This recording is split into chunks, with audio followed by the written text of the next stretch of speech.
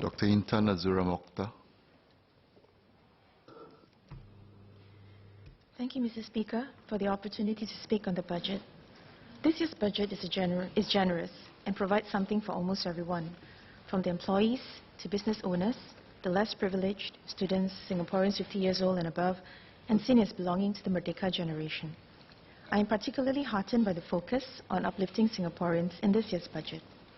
The enhanced workfare income supplement will go some way in helping even more lower wage income earners with a higher annual payout. In addition, the special employment credit and additional SEC will continue to help business owners employ older Singaporeans until end of 2020. We have to continue to help lower wage as well as older Singaporeans in ensuring their incomes remain competitive and sufficient, and that they will always have opportunities to be financially independent. Here, I would like to urge the government to extend similar assistance to other vulnerable groups who are looking to retain their self-dignity and self-worth, where they can enjoy equal opportunities to be employed, be financially independent, and also contribute to our community and economy. One such group will be those with special needs and those with mental health challenges. These two groups of individuals continue to face stigmatization and challenges in their effort to be like everyone else and in leading a life as normal as possible. The SEC and additional SEC should also be extended in helping business owners employ those with special needs and those with mental health challenges who may need time and space to adjust to their work environments and work commitments. Hence, the support or assistance that can also be rendered to business owners or employers can be in the form of tax reliefs or wage support to allow for flexi-work arrangements. Flexi-work arrangements can provide for better employment opportunities for those with special needs and those with mental health challenges to work from home or to gradually adjust to their work environments and work commitments at a pace they are comfortable with.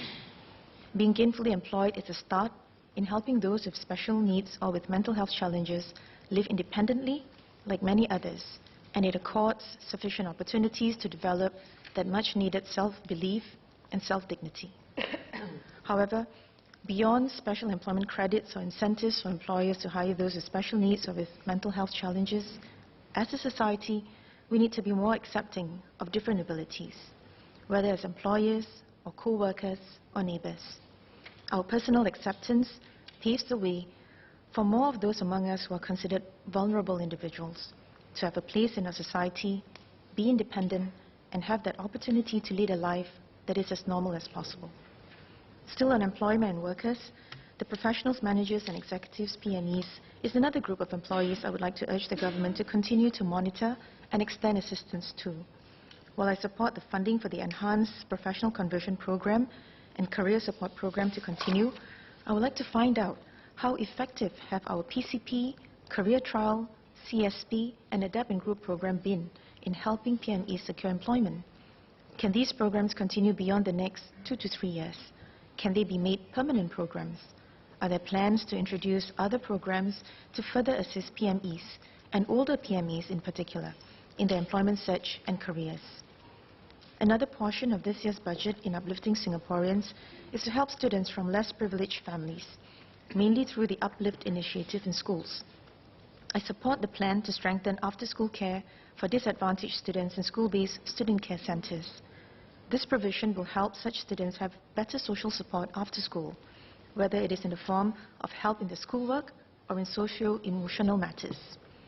However, beyond the provision of after-school care and support to these students from less privileged or disadvantaged families, are there plans to uplift each of their families as well? For instance, this could be in the form of employment assistance or employability coaching for the parents, financial planning workshops for the parents, parenting workshops to enhance parent-child bonding, and educational enrichment programs for the children to promote personal and character development, as well as the development of life skills. I also fully support the budget's focus on ensuring a sustainable environment, particularly in reducing taxes for diesel cars and taxis, and providing higher rebates for diesel vehicles.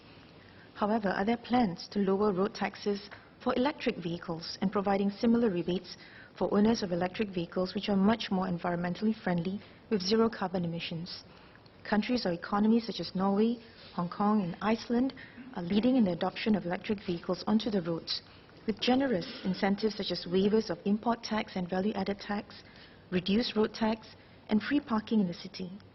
Are there plans to increase the import and use of electric vehicles on our roads with similar incentives, particularly when Dyson will be setting up its electric car plant in Singapore? One final segment of this year's budget I wish to speak on is in building a community of care and contribution, mainly through SG Cares.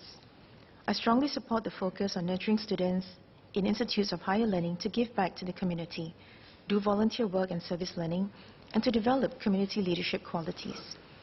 These are necessary skills and values that our youths must possess, as there is a need to feel, think, and act beyond the self or based on personal aspirations only. The community is ours to shape and develop, and each of us has a role to make our community one that cares for and loves all. I hope that community projects or programs which demonstrate values in action will not merely be items to be ticked off a checklist for our youth. I hope that our youth will take ownership and leadership in planning and implementing meaningful and impactful community projects that can help uplift the different segments of a community, not merely because it is an assessment or graduation requirement, but because it is something they truly believe in and want to do. At this juncture, Mr. Speaker, please allow me to speak in Malay. Belanjawan tahun ini merangkumi bantuan bagi pelbagai golongan dan lapisan masyarakat, sama ada para pekerja, pihak majikan, mereka yang serba kekurangan, para pelajar, rakyat Singapura yang lanjut umur, dan mereka yang tergolong dalam generasi merdeka. Pertama, belanjawan tahun ini memperuntukkan dana dan insentif yang agak lumayan untuk menyokong para usahawan mengembangkan perusahaan atau perniagaan mereka yang merentas sempadan, sama ada di Asia Tenggara atau di tahap global. Saya berharap para usahawan kita akan merebut peluang ini untuk menempuh sempadan dan peluang baru dan mengharumkan lagi nama negara kita. Pada masa yang sama, dengan skim seperti Global Ready Talent Program, saya juga berharap anak-anak Melayu kita akan merebut peluang untuk mendapat pengalaman bekerja di luar negara, meskipun ia melibatkan pengorbanan berjauhan dari keluarga buat sementara. Namun, pengalaman bekerja dan peluang untuk memahami budaya dan pasaran asing tiada bandingannya bagi anak-anak Melayu kita yang berminat untuk meluaskan pengalaman, pandangan dan minda mereka. Bab pepatah, pengayuh sayang dibasahkan, sampan takkan sampai ke seberang.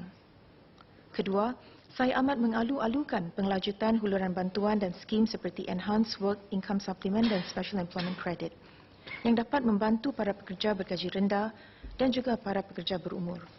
Pada masa yang sama, saya ingin menyuruh pihak pemerintah agar huluran bantuan atau skim pekerjaan dan penggajian juga dapat diberi kepada pihak majikan untuk menggalakkan mereka menggajikan individu berkeperluan khas seperti mereka yang kurang upaya fizikal atau mereka yang mempunyai autisma atau Down syndrome dan juga mereka yang menghidap cabaran kesihatan mental.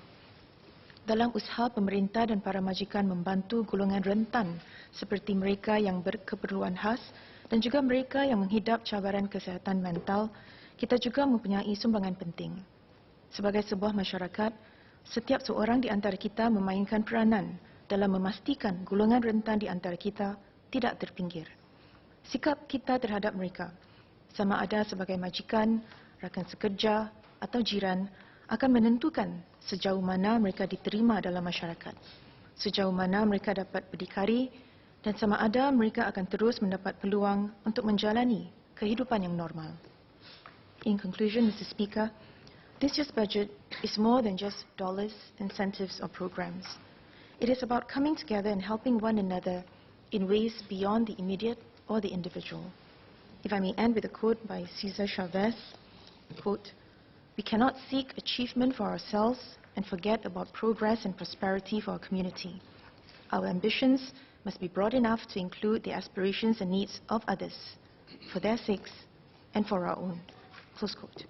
I support the budget. Thank you, Mr. Speaker.